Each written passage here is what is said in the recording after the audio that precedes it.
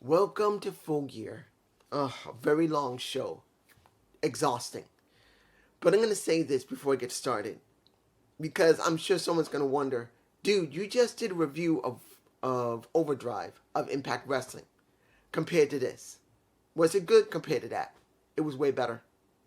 I'm telling you right now, this show was way better because of one factor. And understand, Overdrive taking away its production value was a good Impact Plus show. It was. It was a good show. But it had one glaring weakness that I had to shit all over it and bury it because of its production value. You look at AEW.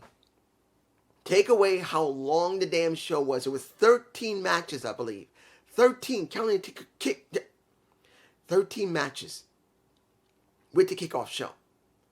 But it was more than superior because they did what they were supposed to do. Proper audio work, proper camera work. It's not that hard to do. I'm sorry, if you think Impact is better than AEW, it isn't. It isn't better because of one glaring weakness, because Impact can't get their work done correctly. They can't. They can't do production correctly. But when you see this, it was better. Not because the wrestling was better, it was because you can actually see what was fucking going on. And I know I didn't need to go there, but I had to. Opening, kickoff show. I'm going to really skip over most of this. I will say it was nice to see the Best Friends versus the Factory. It wasn't a bad match. Danhausen was the one that looked the most interesting because he was serious. Best Friends won. When we had Ricky Starks versus Brian Cage. Now, I did not see Rampage, so I didn't see Ricky Starks go up against Lance Archer. So I don't know how bad the match was or good.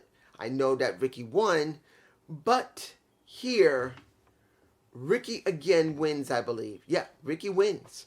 He moves to the semifinals going against Ethan Page, which I'm fine with. I like Ethan, and I'm glad they're doing something with Ethan and they're doing something with Ricky. But the question's going to be, is this going to mean something? Don't know. First match of the show, which was a dream match, which pisses me off.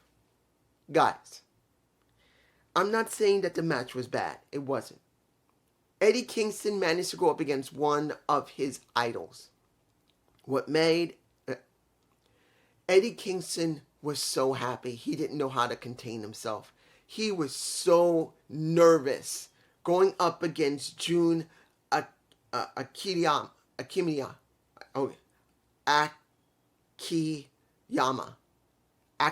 There you go. Jun Akiyama. I'm so bad with names. Akiyama. He was going up against one of the people that inspired him to wrestle. And it was not the point if the wrestling match was good or bad. It actually was not that bad. He's had really good matches lately. That's Eddie Kingston. Eddie, he was good. And you also saw a little bit of Ortiz there because he was at ringside. He didn't interfere. The match was Eddie's. Eddie won it. And you saw him break down into tears because he had a chance to wrestle someone that he loved. That gave him what he has. He said in a couple of interviews that what saved his life was pro wrestling. Yes, he has problems with depression. I do as well, so I understand what he's going at. And being a New Yorker, if you guys don't know, you think New York is one of the greatest places on earth. It ain't all the time because New Yorkers have a lot they got to go through. It ain't easy. In some cases, it can be a little more worse because we're in one of the focal points on the planet that has some of the most important people there. So we can get more stressed out than normal people. Eddie loved wrestling because of him and a few others that he gave respect to. And he actually, when the match was over, he was trying to hype the show. And when they said he's got to go, he just wrote, oh, I got to get my ass out of here. Bye. That was funny. I like Eddie. But here's the problem that pisses me off about Eddie Kingston. I am so fucking angry. It drives me insane. About Tony Khan. Throughout everything that had been going on, one of the most consistent people that people in the AEW community loves is Eddie Kingston. This man knows how to talk. He wrestles very well. He has an attitude that people just gravitates to. And instead of doing something special with him, like giving him a TNT title run, giving him an All-Atlantic run, or better yet, at the point before this, before MJF, why not be in the title picture and stay there for a while? No. They just left him out because of CM Punk. They left him out because of Bryan Danielson. They never gave him a real story arc where this is about Eddie reaching a point where he's gotten all his peers, every peer he's ever had, CM Punk, Bryan Danielson, Samoa Joe, Moxley, his own best friend, those people to actually give him the respect he deserves after so many years working in the business. No. And that angers me. They won't go there. I'm just saying. Next, we get the steel cage match on the main card, because this was also on the kickoff show. Eddie, was this a good steel cage match? But here's the problem. It was a good match. I did enjoy it. But the problem was Luchasaurus. You would think his first real run as a singles competitor, he has to be beaten by Jungle Boy. This was all about Jungle Boy trying to get more clout, when this should be about Luchasaurus. Jungle Boy, after 3 years, is over with the fans. He didn't need this. He did not need to have this run where he gets over. I'm sorry. I don't hate Jungle Boy. But when you see the match, it was a fine match. I had no problem with it. When he did the elbow, ow, I messed up my elbow. I got tennis elbow right now. My elbow hurts. But he gives a huge elbow off the cage onto Luchasaurus, and that was generally one of the reasons why he won. I cannot condone this. They should be doing something with Luchasaurus, and they do nothing with him. He is a great heel, or he can be a great face. And this Luchasaurus, Jungle Boy's over. He didn't need it. He didn't need the freaking win. He didn't. He didn't even need this run, this story arc. Luchasaurus needed a story arc to make himself more important, and I don't agree with it. Moving on, Trios title match. Death Triangle versus the Elite. The people were ecstatically happy to see the freaking Elite. They were happy to see Kenny, Nick, and Matt. They were so happy. And I would have thought that some of them would be saying, fuck you for what you did. But they're not. They still care about Kenny and the Bucks.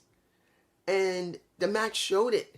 They generally were very invested in the match. And I got to say, the Newark, New Jersey crowd, they were fine in the show. I'm very glad to see it. In the end, they didn't win. You know why? Because that damn hammer was introduced twice in the match. And finally when, and I don't know if I'm putting images in here. I don't even know if I got the image of Pac giving Rey Fenix that hammer. I don't even know if I got it. But I do believe I got the shot of him hitting Kenny on the head with it and basically winning the match. And Rey did not like that. Rey did not want to cheat to win, but they did. Now, supposedly, there's going to be a best of 7 series between the Elite and the Death Triangle, which, in a sense, is actually a great idea, but then at the same time, it's not. You want to know why? Because of what's going on with CM Punk still not being there, they don't have enough star power. One of the people that has the most star power is Kenny. And having him in the main title scene, or at least a TNT title scene, would be important. But now he's going to be doing the best of 7 with the Bucks.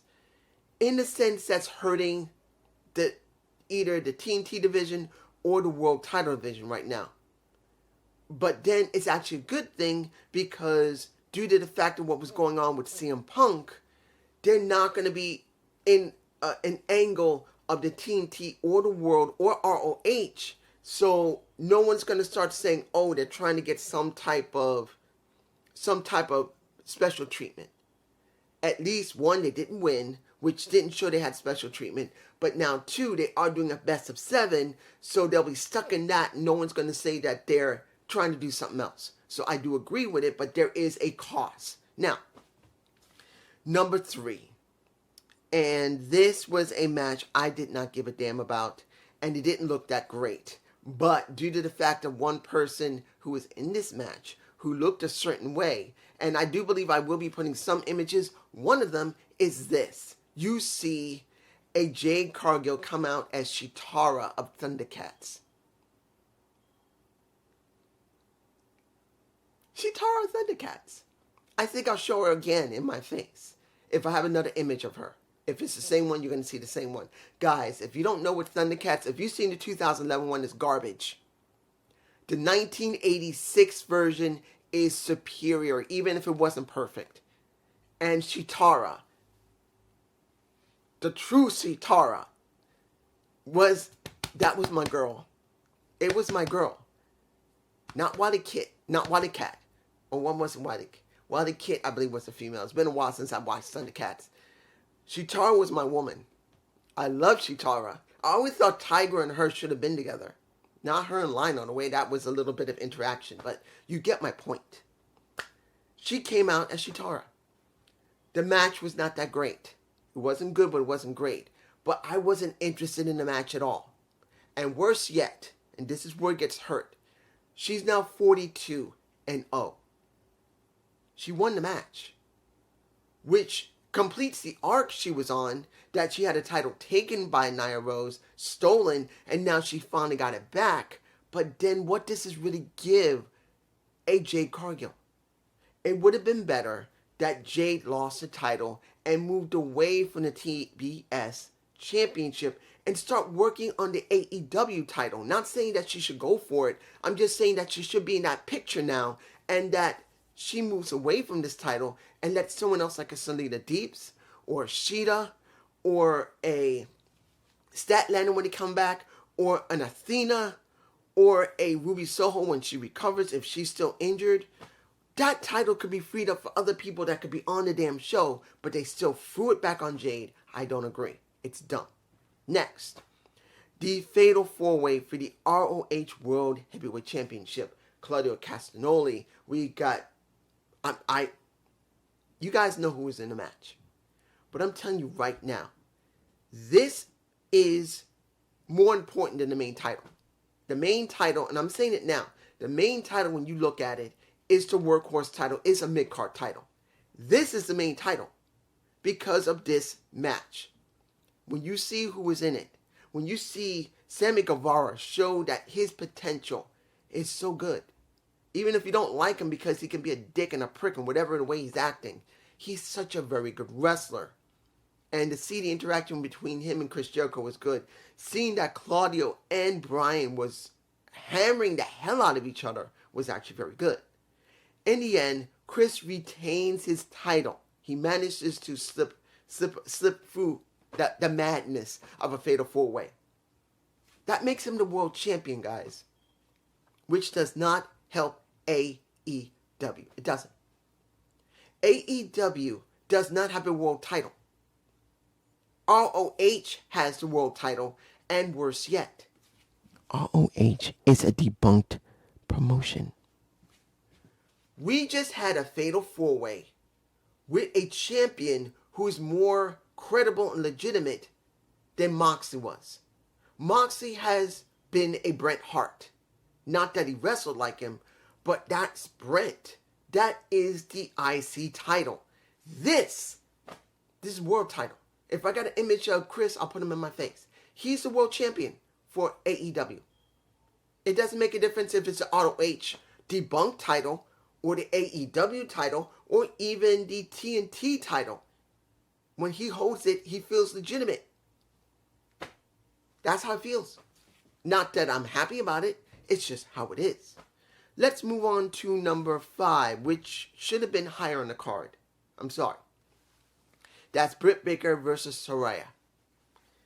This should have been higher on the card. It should have switched position between the Hayter and the well, look, I'm not going to say that the Storm and Hayter match was bad. It was not. It was a good match.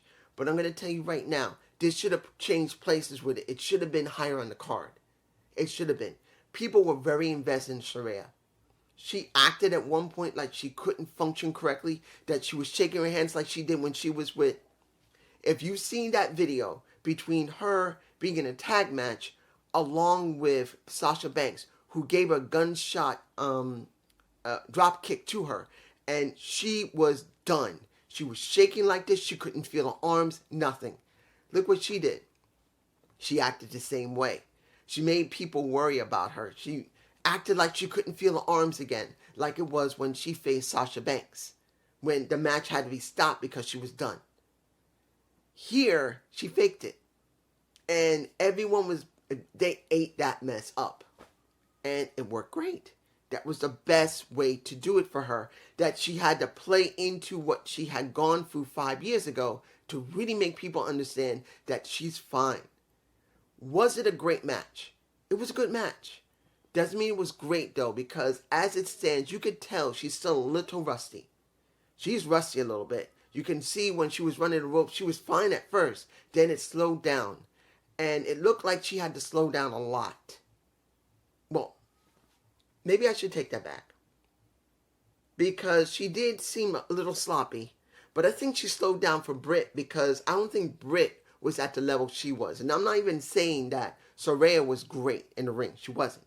But you could tell that Soraya, even though she hadn't been in the ring for years and had trained to get back into the ring, she was like here. Britt was here. And that wasn't a lot of a difference, but you could tell the difference between a Britt who's here and Soraya who's here. In the end, she won. And she cried. And she even though they didn't want to show it, she bent back and she hugged Britt. She hugged her briefly, basically saying thank you. That had to happen. That's what happened. And I was fine with that. But I kind of wish it had been higher on the card. Now, Jay Lethal and Double J versus Sting and Allin. A no DQ, no countout match. When I first saw this, I thought maybe they shouldn't have put this on the show. It could have gone on Dynamite until I saw the match. And I'm going like, Sting is a nut. I love him. I didn't really see much of WCW back in the day. And this is a 64 to 65-year-old Sting. Still acting like he's in his 40s. 20 years younger. And you could see what the potential, what he once was. Because I didn't get a chance to really see Sting in his prime. Like I've said, I couldn't watch wrestling in the 90s because I went to school, I got married, and my ex-wife now, she really wasn't very interested in wrestling. On top of that, I was not really in the right mind space, so on top of that, it wasn't great. But seeing Sting there was a great match. At one point, Darby Allin decided to get a 10-foot high ladder.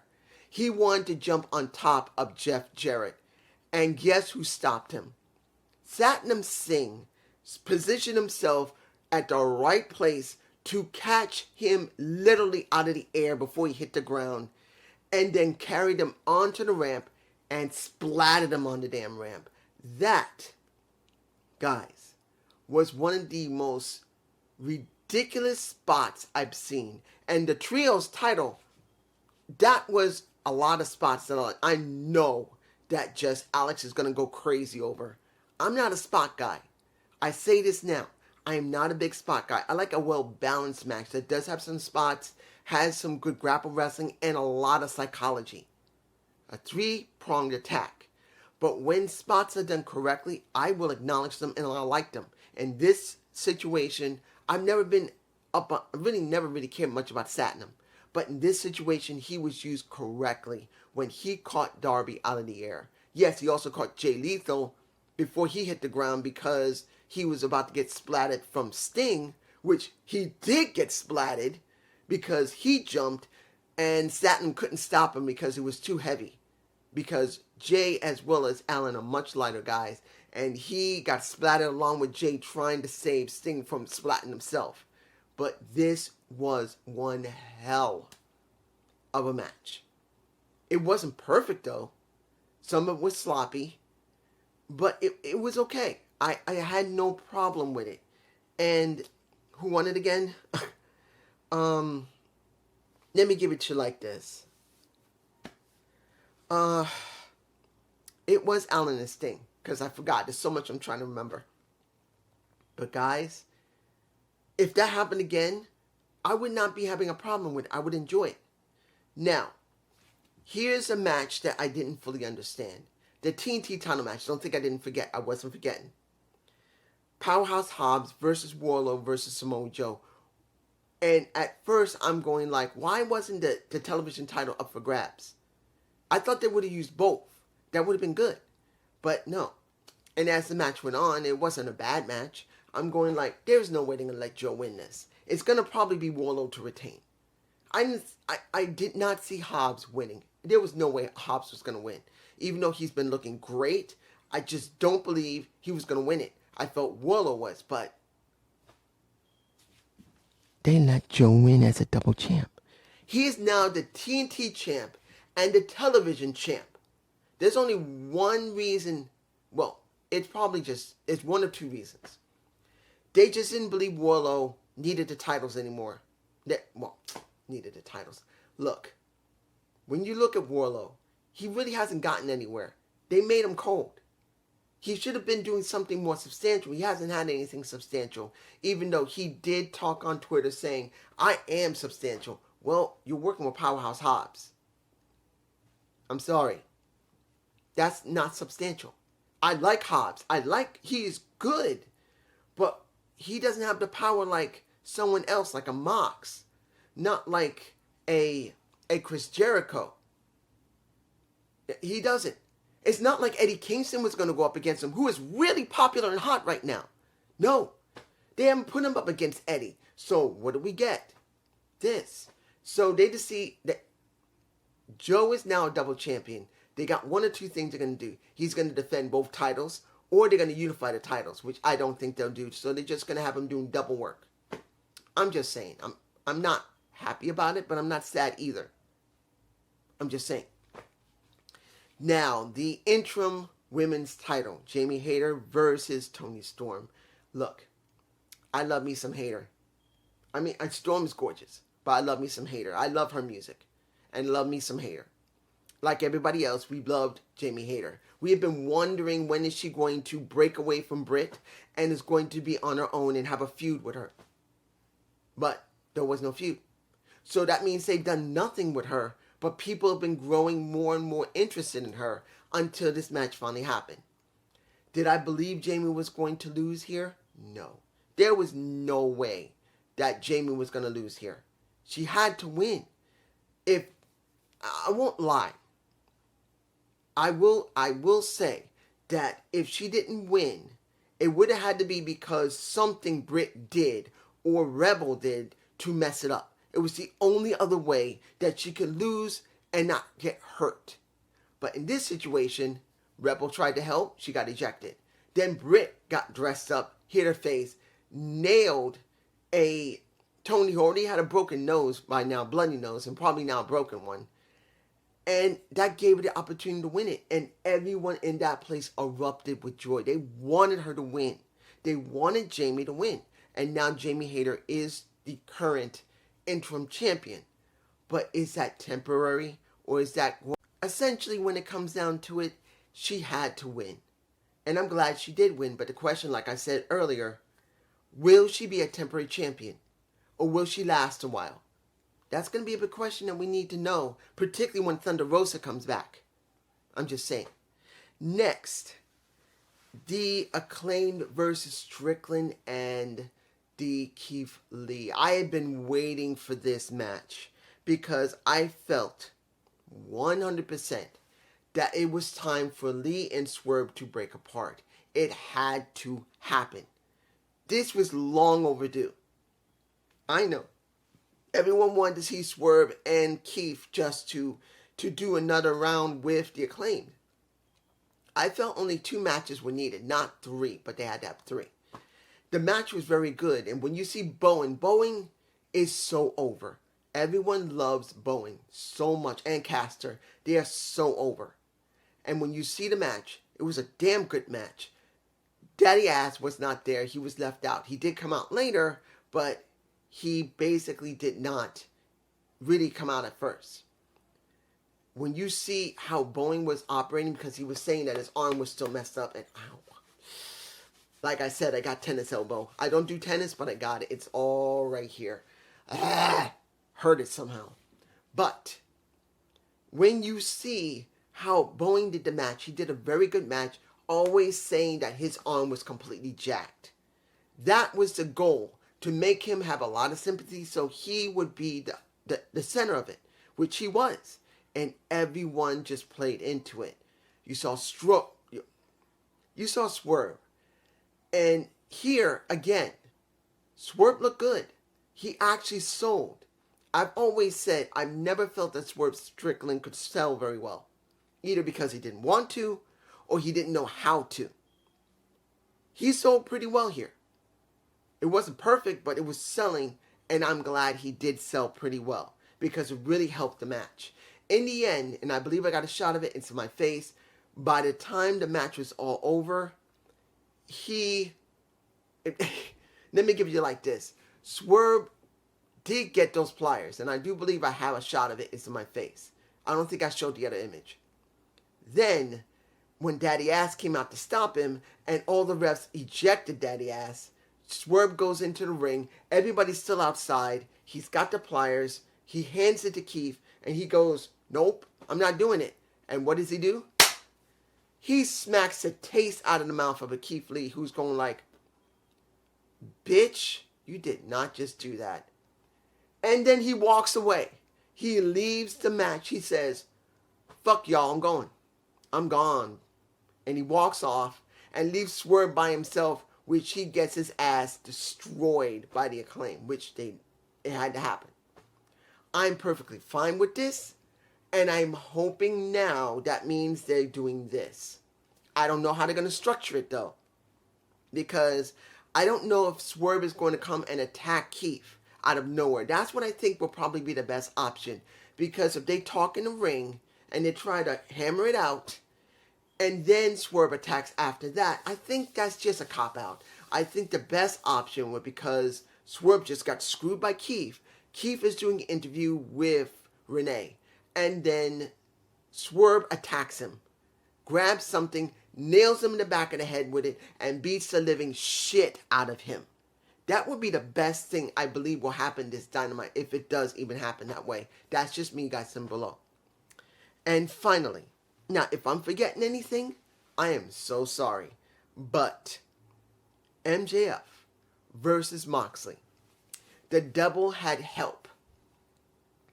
We see a match between MJF and Mox at first has fun with MJF. He's giving him a chance to show what he's got. And as the match goes on, he just shows how much this is MJF, this is Mox. That's what he's trying to prove. That MJF is not even there. He's not even at his level. He's like this.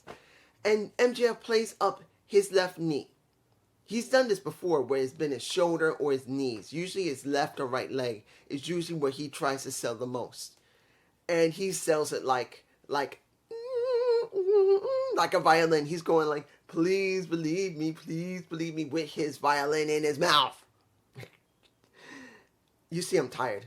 And know that when I finish this damn video and you watch it, I probably spent 30 to 40 minutes editing the damn thing before I upload it. It takes time to do these videos. You're welcome. But he sells his knee injury. He basically makes it look damn good. And Mox is hated by the Newark crowd. But that plays into his character. He's going like, yeah, thank you, fuck you. He's fine with it. He likes playing the villain. And MJF is the good guy now. But then when it reaches a point where the first ref is pulled in the way of a Moxley who's about to nail MJF, and then in the next part, the next ref comes in, and he gets nailed. You see MJF with the diamond ring, about to nail Mox, and then you see oh, I love you. I love William Regal. I don't know about anybody else. William is my boy. I love William Regal. I love him. And he clearly comes down to ringside and he says, throw that damn thing away. Don't you do it. Don't you dare do it. And I do believe I got a shot of it into my face. He throws away the diamond ring. He gets back into the match. And that is when the second ref gets knocked out of the ring because you got MJF in the Bulldog choke standing up because he's about to try and get him under the floor. And then you see William Regal take out his brass knucks. I'll say that again. He takes out the damn brass knucks. I don't know if I got a shot of it. If I do, I'll put it in my face. And he throws it to MJF and he nails him square in the face, a Moxley. And he wins the damn title. That protects Moxley. And then it lays the groundwork of what happens to the Blackpool Combat Club. Does it end now? Is it just going to be Moxley and Bryan and well, is the Blackpool Combat Club going to break away from a William Regal? I believe it will. It doesn't need William anymore. It did in the beginning, but now William will work with MJF, which he needs that. MJF will truly need a manager, a handler. And yes, he talks like the silver-tongued devil. But in this situation where you really want to make MJF a true star, you have to put him with somebody who's as devilish as he is. He will turn him into a real bad guy. Not a devil. A real bad guy. And that's what I want for MJF. And that's just me. Was this a good show? Yes. It was superior to Overdrive. Not for the match quality and the wrestlers, but production. You can watch what's being seen there, and you can hear what's going on. Flat out, they were destroyed on Overdrive. I'm sorry. I love Impact. I will always still love Impact. I will still do reviews on it, and when they do it right, I will tell you. But Impact, 100% fucked up again when it comes to their production value. I don't care how much the people tout how great the wrestling was. If you can't watch it, if it's like this, how are you going to watch it at home? And no, the people at home is where you get your main money from, not the ones in the arena. I'm just saying. Have a good day. Have a good night. I do not even know if Survivor Series is this Sunday. I'm going to have to find out. I haven't even checked. I've been so busy. Peace.